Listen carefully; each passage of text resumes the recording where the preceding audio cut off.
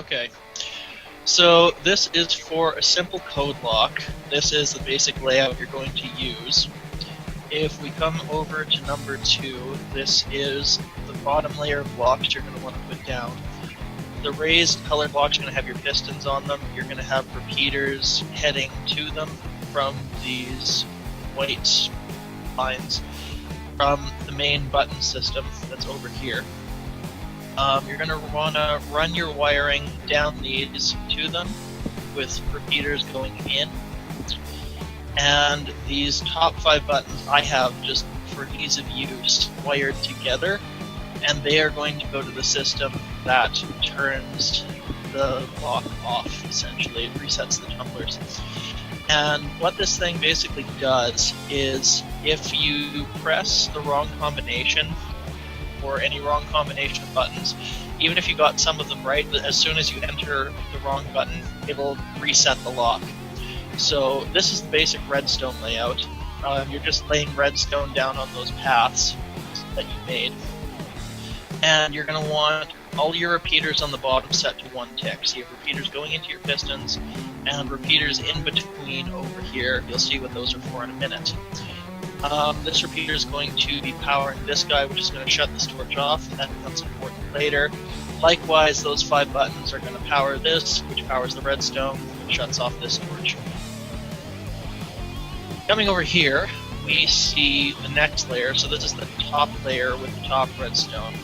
Now, the piston, or the repeaters going between the pistons on the top layer, have a single tick, whereas these groups of 3 pistons among the colored bits are each set to 3 ticks. And that becomes important in the next step, because that allows for delay, so that the signal down at the redstone on the bottom here can complete itself before the piston fires and completes these circuits. Because what's going to happen is the pistons over here are going to fire down once the button is pressed and complete the circuit. So that if the button is pressed again, the signal will come through this block, through the circuit, and shut the entire lock off. Likewise with the second one, that'll happen. So for the second one to stick, the first one has to be pressed. So I'll just press the first piston here. So that sticks. Now you see that these repeaters have fired, and this piston is fired, and this circuit down here is now complete.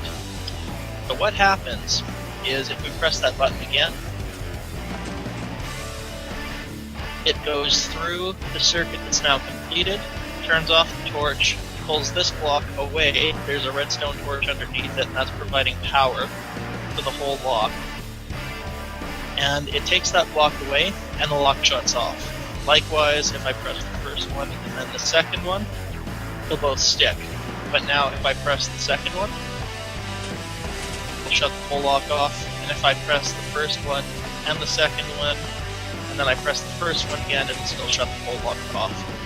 So what it looks like completely fired is you hit 1, 2, 3, 4. That's what all the pistons fired, and you have an output over here, which I just have going to torches to show that it worked.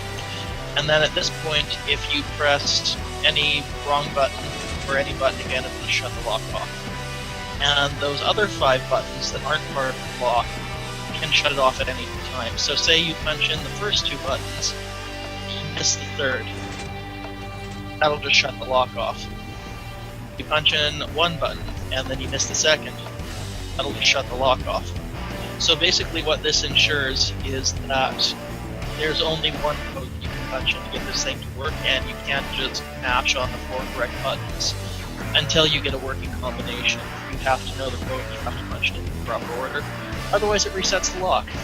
So that was the simple 9-button lock mechanism.